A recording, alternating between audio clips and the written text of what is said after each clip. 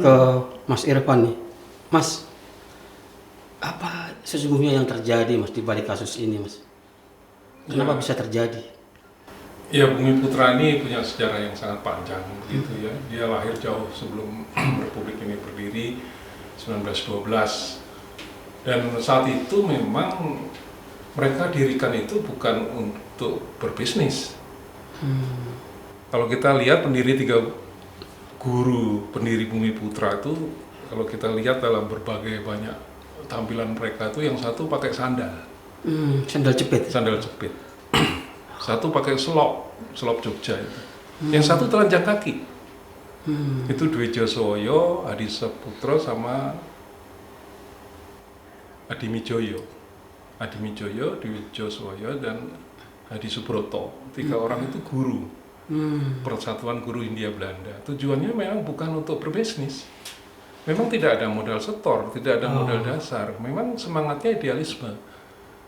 Bayangkan kalau sekarang kita jualan asuransi itu harus berdasi, berjas, pakai mobil, dengan penampilan yang aduhai gitu ya. Mereka tampil seperti itu, bukan karena zamannya, tapi karena mereka memang dengan semangat idealisme untuk menolong nasib para guru saat itu. Spiritnya itu ya? Spiritnya itu. Jadi wujudnya ya itu, tidak ada modal setor, tidak ada modal dasar, dan hanya berbekal idealisme saja untuk menolong nasib para guru jauh sebelum kemerdekaan yang saat itu masih dalam masa kolonial begitu ya. Lalu ada pergeseran dari awal. Betul. Bentuk usaha bersama itu yang kemudian mengilhami pendiri negara ini.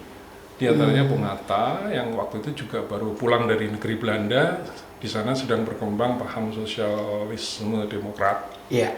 Yang dibawa oleh Bung Hatta ke Indonesia. Saat itu memang Eropa sedang gandrung dengan sosialisme itu, maka beliau kembali dari sana merumuskan pasal 33 Undang-Undang Dasar 45, menemukan praktek sosialisme itu pada usaha Bumi Putra itu. Sosialisme ala Indonesia. Iya, maka dirumuskanlah, kemudian disusun sebagai usaha bersama berdasar asas kekeluargaan itu dengan mengacu pada pengalaman beliau di Eropa yang sedang gandrung dengan sosialisme itu dan praktek usaha bersama di Indonesia yang diwujudkan pada Bumi Putra 1912 itu. Nah itu berkembang sampai semikian jauh hingga hari ini. Mereka itu tidak mempunyai peranata hukum sama sekali di dalam kasanah hukum Indonesia. Kita tahu ada undang-undang perseroan terbatas, ada undang-undang BUMN, ada undang-undang koperasi, ada undang-undang UMKM, tapi sampai detik ini tidak ada dalam peranata hukum kita undang-undang usaha bersama itu. Kita tidak menemukan itu di kurikulum Fakultas Hukum, tidak menemukan itu di kurikulum Fakultas Ekonomi, Fakultas Sosial Politik, sekalipun tidak ada peranata usaha bersama itu. Nah, praktek itulah yang kemudian menimbulkan banyak masalah. Karena seperti tidak punya induk, tidak punya pemilik, tidak punya payung hukum gitu, sehingga terjadilah banyak hal di sana, ya moral hazard, ya tata kelola yang buruk, tidak ada kontrol, sampai hari ini itu terjadi semua begitu. Dan celakanya mereka selalu mempersepsikan diri sebagai BUMN ini. Nah, ini kan plat merah, Mas. Selalu kita badan usaha milik negara. Iya, kita selalu menganggap Bumi Putra sehingga itu, ini membuat masyarakat percaya. Iya, selalu merakyat pemegang polis umumnya menganggap bahwa dia Bumi Putra itu BUMN, padahal sama sekali bukan. Sama sekali bukan. Dan dia bukan PT, tidak ada pemegang saham mengendali. Dia bukan koperasi, tidak ada tidak ada rapat tahunan anggota. Iya. Dia bukan UMKM. Pokoknya yang bukan-bukan aja. Yang semua yang bukan-bukan itu ada di Bumi Putra. Dia bukan PT, bukan BUMN, bukan manajer yang profesional, karena umumnya semua karena idealisme itu. Dan tapi mereka mencoba membangun branding sebagai BUMN. Karena memang itu ada upaya kesengajaan untuk mengelabui masyarakat atau gimana itu, Mas? Tidak, tapi mereka memang itu tadi, karena sejarahnya memang genetikanya Bumi Putra ini memang perjuangan, sehingga lebih banyak kemudian yang muncul sebagai badan perwakilan anggota itu adalah tokoh-tokoh daerah, tokoh-tokoh akademis, tokoh-tokoh masyarakat yang lebih menunjukkan portofolio politis, bekas gubernur, bekas guru besar, bekas bupati, itulah menjadi figur-figur di Badan Perwakilan Anggota, sehingga konotasinya mereka selalu seperti halnya BUMN dengan segala protokolnya dan sebagainya. Dan termasuk para pendiri negara kita ini memang anggota Bumi Putra. Bung Karno, Pak Harto, keluarga Pak Harto, Cendana itu semua anggota Bumi Putra. Habibie pemegang polis. Mungkin juga Jokowi juga pemegang polis, barangkali juga pemegang polis saya kira ya. Mungkin ya. Nggak tahu ya. Mungkin.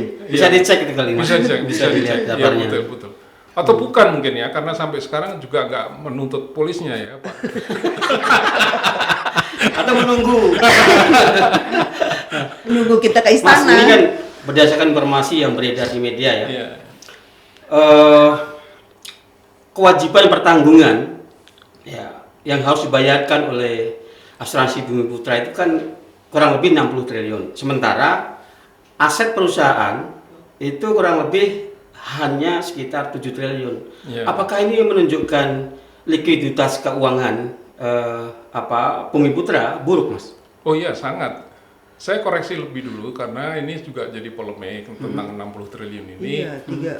Kata OJK itu adalah hutang pemegang polis, padahal itu bukan hutang kepada pemegang polis. Hutang kepada pemegang polis itu sebenarnya 30 triliun, 32. Itu hutang, artinya hutang itu yang sudah jatuh tempo, yang harus sudah dibayar hari ini, termasuk Bufin ini ada di dalam 32 triliun itu. 32 triliun. Iya, yang 60 itu sebetulnya adalah nilai polis. Oh, nilai polis keseluruhan. Ya, yang sebelum jatuh tempo maupun yang sudah jatuh tempo. Maupun yang sudah Iya. jatuh tempo. Tapi yang Bufin ini ada di 32 itu.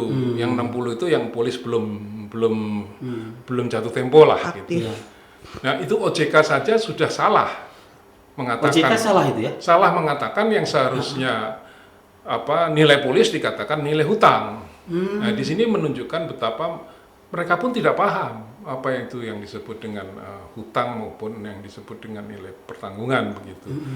Saya ingin mengatakan demikian, menunjukkan betapa mutual ini memang sepertinya tidak dipahami oleh regulator sekalipun begitu. Ini yang tinggal keprihatinan kita. Betapapun OJK itu punya kewenangan untuk membentuk pengelola statuter, artinya dia bisa menunjuk manajemen sementara. Itu dalam Undang-Undang 21 2011 mengatakan dia bisa menunjuk manajemen sementara. Tapi itu OJK seperti tidak melakukan itu karena mereka sudah pernah melakukan penunjukan pengelola statuter tapi kemudian gagal. Nah, yang terakhir mereka sebetulnya bisa menunjuk BPA, tapi mereka menyerahkannya kepada pemegang polis. Ya. Nah, kemudian oleh OJK dimintakan fatwa ke pengadilan, disidangkanlah di pengadilan. Pengadilan keputusannya juga begitu. Ini kewenangan OJK. OJK lah yang harus membentuk BPA. Tapi lagi-lagi BPA sudah OJK sudah diberi kewenangan tambahan oleh pengadilan. Ini tugas kalian. Oleh OJK pun dikembalikan lagi ke pemegang polis sehingga sekarang lah sedang disusun panitia pemilihan BPA itu. Jadi memang ada lempar tangan sembunyi batu ya. Ada udang di balik bawah. Lempar tangan sembunyi batu. Jadi menunjukkan ada indikasi-indikasi ya yang. Iya. Jadi memang keprihatinan kita bahwa di samping tidak ada dalam peranata hukum juga regulator tidak menunjukkan affirmative action untuk membela satu-satunya bentuk usaha bersama ini gitu ya. Peranata hukum itu pernah diuji materikan ke Mahkamah Konstitusi agar pembuat undang-undang membentuk undang-undang tersendiri tentang usaha bersama itu sesuai dengan amanat undang-undang juga bahwa usaha bersama itu harus diatur tersendiri dan itu sudah dimenangkan di Mahkamah Konstitusi tahun 2013. Sudah dilaksanakan belum, Mas? Belum. Padahal 2017 lah itu ya. 2013. 2013 malah. Uji materi Uji MK materinya. MK sudah memerintahkan agar dibentuk Iya, undang-undang. artinya kan sudah diputuskan 2013. Ya, tapi yang dibentuk Udah kemudian 8 tahun, adalah Mas. peraturan PP. pemerintah. PP. Oh, PP. Ya, peraturan pemerintah kemudian oleh Bumi Putra digugat lagi. Kok saya diberi PP. amanat undang-undang kok hanya PP. Nah, kemudian PP itu diuji materikan ya digugurkan lagi oleh MK. Jadi sudah 2 kali MK memenangkan Bumi Putra. Yang satu agar dibuat undang-undang, yang kedua PP-nya dibatalkan. Nah, sampai di situ sebetulnya ini kemenangan ada di OJK karena OJK itu lembaga yang super body. Dia tuh pengaturan, pengawasan, perlindungan konsumen ada di dia semua. Tapi dia tidak menggunakan wewenang itu, malah minta pemegang polis membentuk panitia PPA. Kenapa itu Mas begitu? Itu Ya dia. itu karena mereka merasa bahwa mereka pernah melakukan perbaikan tapi tidak berhasil. Karena jati diri dari Bumi Putra itu adalah gotong royong sebetulnya.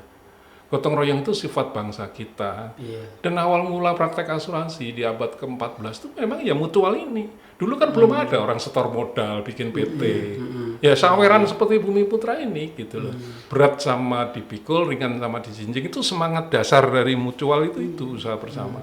Nah itu yang tidak dipahami oleh para dokter-dokter dari mana nih, Harvard atau dari mana itu. Karena mereka semua basisnya adalah kapitalisme gitu loh. Kapitalisme ini tidak bisa memahami praktek usaha bersama ini yang sebetulnya universal. Universal.